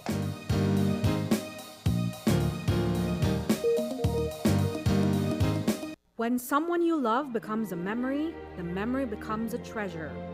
Channel 5 introduces the Daily Obituaries. The Daily Obituaries will broadcast all death and funeral announcements and memorials to honor your loved one's life and memories. The Daily Obituaries airs on Channel 5 prior to the evening newscast, with subsequent repeats at 10 p.m. and 12 noon the following day. It will also be placed online on our social media platforms, all for a standard package fee. Celebrate their lives and memories with Channel 5's Daily Obituaries. Honor in life and reverence in death.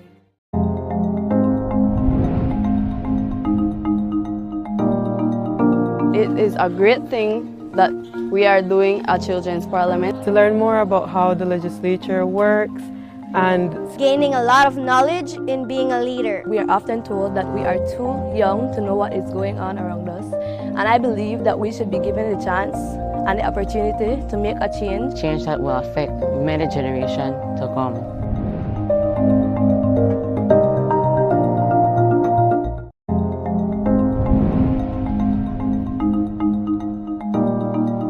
I believe we as a younger generation have the ability to create change. I want to become a positive role model for other youths my age. I want to be that voice for them and, project what they are feeling. They sometimes think that we don't have enough knowledge. I believe that by using my voice, I will inspire others to do the same.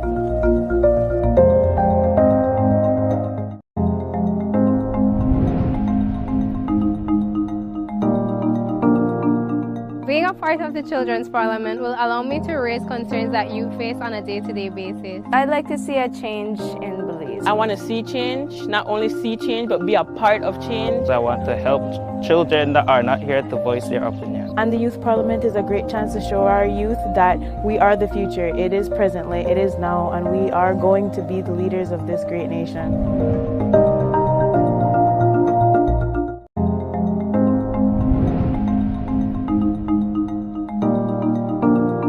So many children's voices go unheard, and I want to be the change in that. I can share ideas with youth from around the country of Belize. I can have a voice and I can represent children my age. I will serve as a medium to inform everyone about the issues going on with youth. Children's voices of Belize should be heard, and I believe it is a great event for advocacy of youths.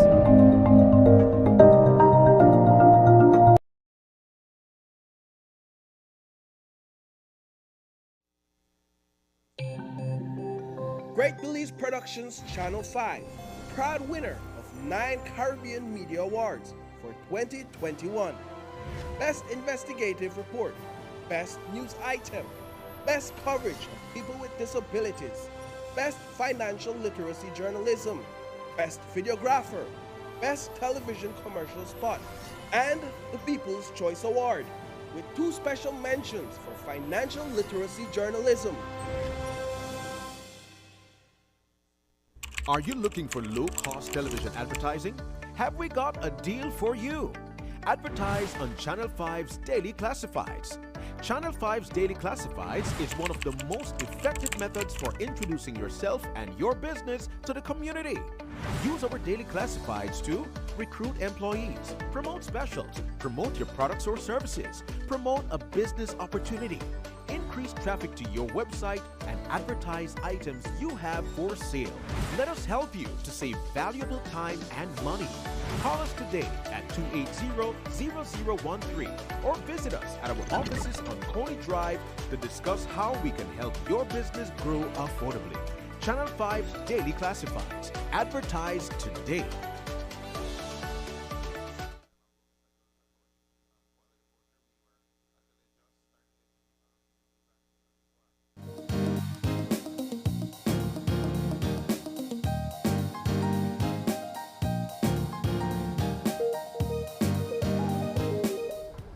Welcome back to this year's National Children Parliament. We're live from the National Assembly. Yes, and we are going to wrap things up with the entertainment segment for today. And who better to entertain us than our Danza Studio.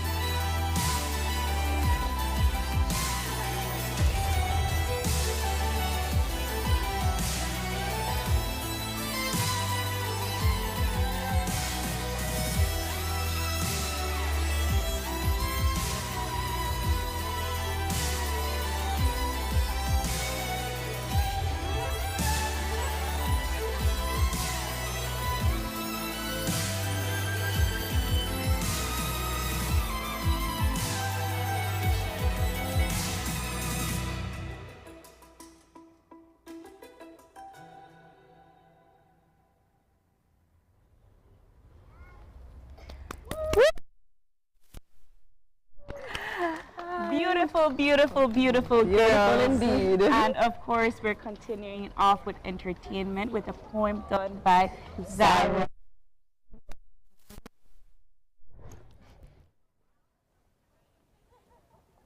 I believe the children are the future. Teach them well and let them lead the way. The famous lyrics of Whitney Houston still rings true today. I believe it. Do you believe that children are the future? Of this I am sure. Yet, this is not a journey we can go alone. We walk in the steps of those who are grown. The ones who are supposed to teach us well, to empower us to excel. We are the ones that will live in the tomorrows to come, bearing the weight of what is now done. Our voices may not be as loud or as strong, but to not be heard is wrong. That can change. It will change, and it can start today. Not tomorrow, not next week, not next month, today. Nelson Mandela said, "History will judge us by the difference we make in the everyday lives of children." So how will history judge us? Inside of every child exists limitless potential, gifts, talents, ideas, like a diamond in the rough. Yet for many, it will be rebuffed, imprisoned, shushed, and stifled by big people distracted by fluff. So, Make space at the table of discussion. Pause for an introduction. No need to rush. Remember us. Anne Frank said, even if people are still very young, they shouldn't be prevented from saying what they think. This may very well be the missing link. To every child, near or far, you matter, your voice matters, you belong, you have a part to play, don't delay, step up in your own way. Be humble, be eager, be willing to learn, you will reap a lot in return. Grown-ups, remember, we are learning from you. Teach us well so when it's time to lead the way, we will lead well. Plant the tree today that will provide shade. Create a bright future that won't fade. The children are the future. I believe it. Do you?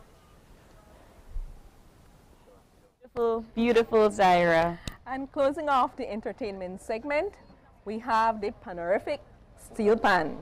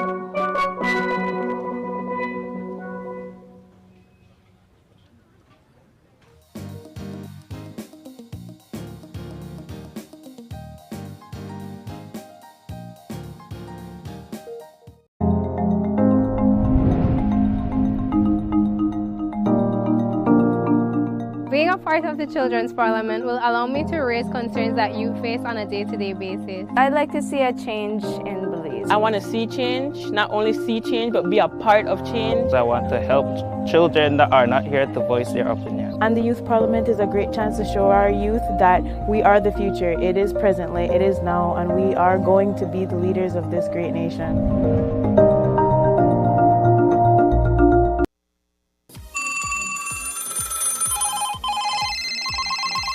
It's that time of the year when all that stands between you and all of this is... Give me five, give me five, give me five! That's all it takes. Get your coupons at Channel 5 and Coney Drive and Channel 5's website. Then, starting Monday, December 5th, keep those phones close and tune in to Channel 5 at 8 p.m. as we start our nightly giveaways until Friday, December 9th. Remember, when the phone rings, don't say hello. Say, give me five.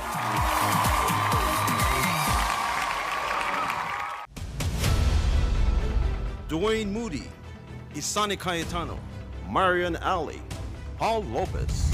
Your News 5 Belize teams do whatever it takes. Go wherever they need to go, so you can catch the story wherever you are, whenever you want, on whatever device. Channel 5 Belize on television, Facebook, Instagram, and YouTube. Because news is now everywhere, all the time. And so are we. Whether you're at home, on the road, at work, or at school, if you see news happening or suspect that something might be up, call or text the Channel 5 News Belize tip line at 672-5555. You don't have to give us your name, just give us the tip. That's 672-5555. Call or text us so we can check it out. And we'll be back in a few, so stay tuned. Thanks, Jen. Hey there, we know you have to head out to work shortly, but don't forget that you can stay tuned by watching us on our Facebook live stream. Find us at Open Your Eyes BC, and you can continue watching there. You can also download Facebook Watch on your streaming device, and you can watch at your own convenience. And for all the behind-the-scenes fun, follow us on Instagram at OYE Belize. So, find us and follow us today.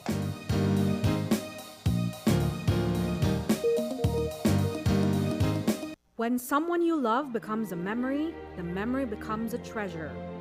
Channel 5 introduces the Daily Obituaries. The Daily Obituaries will broadcast all death and funeral announcements and memorials to honor your loved one's life and memories. The Daily Obituaries airs on Channel 5 prior to the evening newscast, with subsequent repeats at 10 p.m. and 12 noon the following day. It will also be placed online on our social media platforms, all for a standard package fee. Celebrate their lives and memories with Channel 5's Daily Obituaries. Honor in life and reverence in death.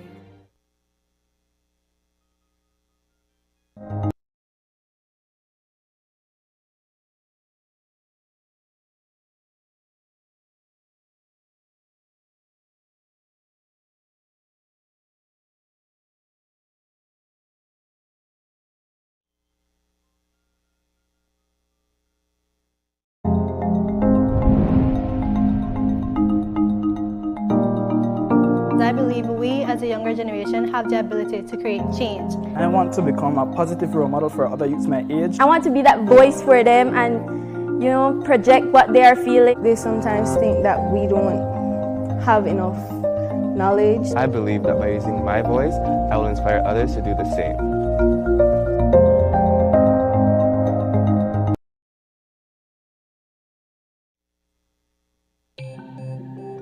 Great Belize Productions Channel 5, proud winner of 9 Caribbean Media Awards for 2021. Best Investigative Report, Best News Item, Best Coverage of People with Disabilities, Best Financial Literacy Journalism, Best Videographer, Best Television Commercial Spot, and the People's Choice Award, with 2 special mentions for Financial Literacy Journalism. Are you looking for low-cost television advertising? Have we got a deal for you? Advertise on Channel 5's Daily Classifieds. Channel 5's Daily Classifieds is one of the most effective methods for introducing yourself and your business to the community. Use our Daily Classifieds to recruit employees, promote specials, promote your products or services, promote a business opportunity, increase traffic to your website, and advertise items you have for sale. Let us help you to save valuable time and money. Call us today at 280-0013 or visit us at our offices on Coney Drive to discuss how we can help your business grow affordably. Channel 5 Daily Classifieds. Advertise today.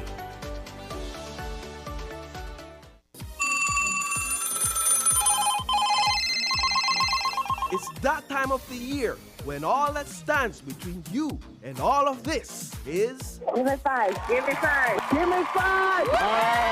That's all it takes. Get your coupons at Channel 5 and Coney Drive and Channel 5's website. Then, starting Monday, December 5th, keep those phones close and tune into Channel 5 at 8 p.m. as we start our nightly giveaways until Friday, December 9th. Remember, when the phone rings, don't say hello. Say, give me 5.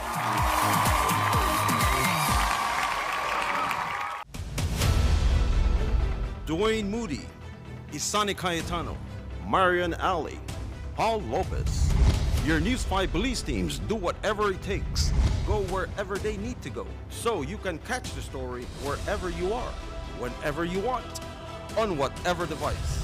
Channel 5 believes on television, Facebook, Instagram, and YouTube, because news is now everywhere, all the time, and so are we.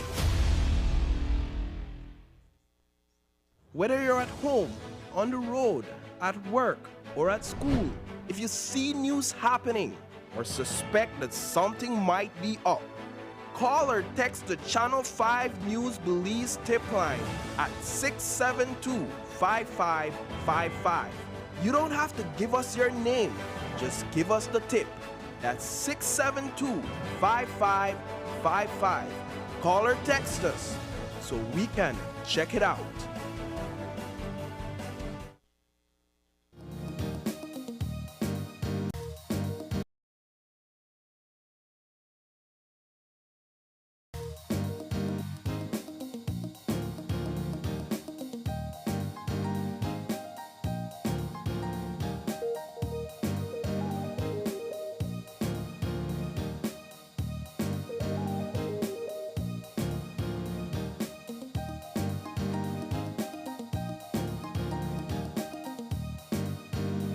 We are back. Thank you so much for joining us for our special National Assembly Building Children's Parliament here at Open Your Eyes. Of course, we want to give a big shout out to all of our guests for joining us this morning, beginning with the children parliamentarians. Right. And on behalf of our Executive Director, Mrs. Franisha Augustine, and UNICEF, I want to say a big thank you to wait to go in and to see the children. Right, and I just want to add that there is sign language available too for the live viewing, right? So, of course, as you mentioned, inclusivity for all. So I want to thank, of course, the Minister of Rural Transformation, Community Development, Local Government and Labor, Honorable Oscar Rekenya, and of course, Honorable Valerie Woods, the Speaker of the House, who will have their very own parliamentarians. All of you, of course, for tuning in and waking up. This morning, you opened your eyes and you started your morning right here with us at Channel 5. Before we log on for you all. But if you have any questions and concerns, you can always drop us a line right here at OYE@channel5bz.com, or you can catch our live stream on Facebook at Open Your Eyes BZ and our highlights on Instagram at OYE Belize. We'll see you on Monday.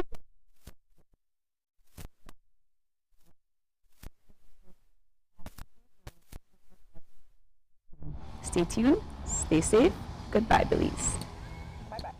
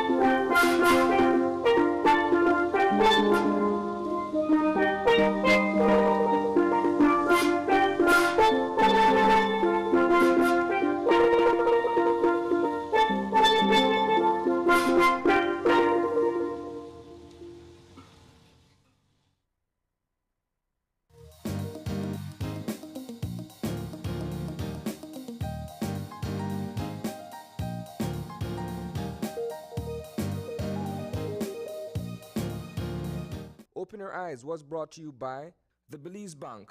Our country, your bank.